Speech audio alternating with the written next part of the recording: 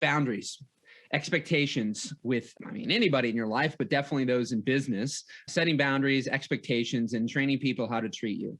And so,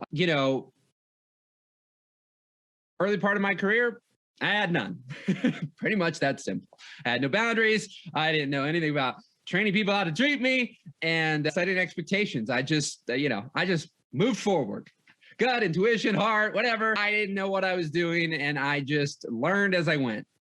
And I'm still learning as I go. But this thing has been very important to me. And so I always say there's always an asterisk, in this particular category, I'm probably in the 99 percentile versus like the 80-20. But ultimately, the asterisk is I create the rules so I can break the rules. I can change the rules, but I like to find defaults. So, my work time, my container for work as a default is 9 to 5, Monday through Friday. So I don't feel bad, and my clients don't complain when I'm not messaging them back at 2 o'clock in the morning, at 10 o'clock at night, at 8 o'clock at night, at 6 o'clock at night, right?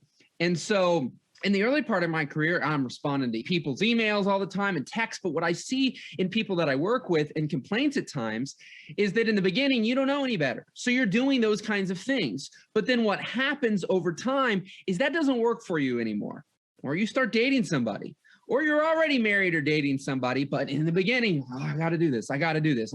And what becomes a short window of time becomes a long period of time, or potentially all the time. And so then you go through this period. The thing is, let's say I was working with you. I'm specifically a coach, and you tend to want to send me messages at 10 or 11 o'clock at night. And for months of us working together, I'm responding to you within minutes at 10 or 11 o'clock at night. And then all of a sudden in my family life, my personal life, whatever, that's no longer working for me, but it's still working for you.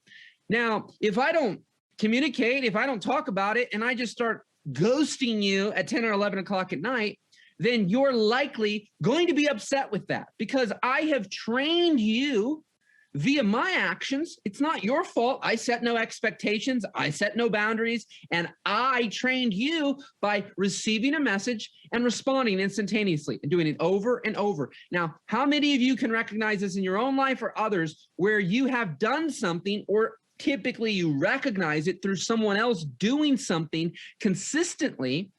And then you don't need to be a rocket scientist to know when somebody stops doing that and you think likely something's wrong.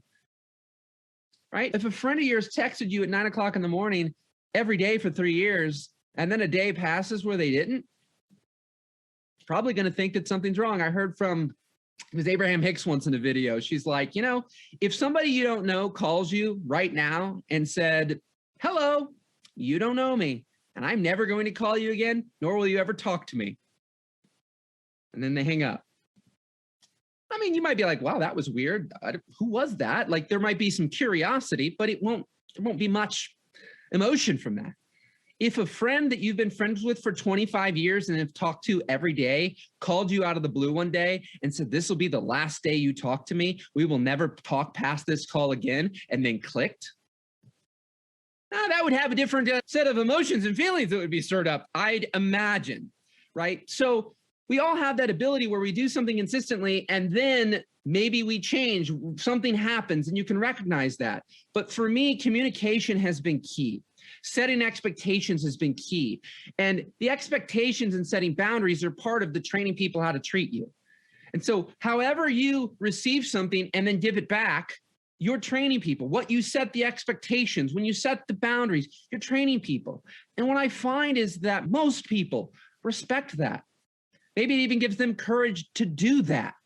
And number two, that's how you avoid a lot of problems and difficulties and challenges in business when you are calibrating and setting expectations and boundaries for how you're going to work, when things are going to be done, when you're going to interact, all those types of things, so that it's not left to willy-nilly and then people are upset because you do something consistently and then you change it and then you don't do it, right? And then how do I get out of that? Then what a lot of people do is they blame the people. Oh, these people are taking advantage of me. right? They're always emailing me at 11 o'clock at night and expecting me to respond to them. No, the likelihood is you set no boundaries, you set no expectations, and you simply did that for a long time. Then you didn't want to do it. Now it's a problem for you and you're blaming them.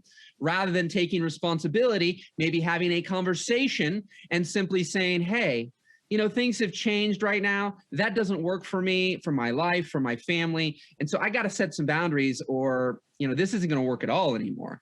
And so what I'm looking to do is, and then you have to commit to that, which is, let's say it's 9 to 5. You have to commit to that and keep your word for that. See, too many people don't keep their word ever for anything. And so it's like, hey, I'm going to respond to you between 9 to 5, Monday through Friday, and then you don't do that, right? And now people are upset again. But if you can do that, then you're good. So keeping this one short, excited for the day, ready to rock and roll. And, part of this as well for me is building habits. So here I am. And what is that for you? What does that look like for you? What is the things that you can get committed to? But how do you get committed? Keep it simple. Start small. Start building the habit. See, for me right now, the most important thing is doing it and building the habit. Appreciate you. Leave some likes, love here on Facebook. Share it with a friend and have an incredible day. I will bring one to you tomorrow. And you can also check out mindtuneuptimelive.com. So tuning up hearts and minds one at a time so your ideas don't die in your hearts, heads, and hard drives. Have an incredible day. Keep rocking, keep rolling, and I'll see you soon. Take care.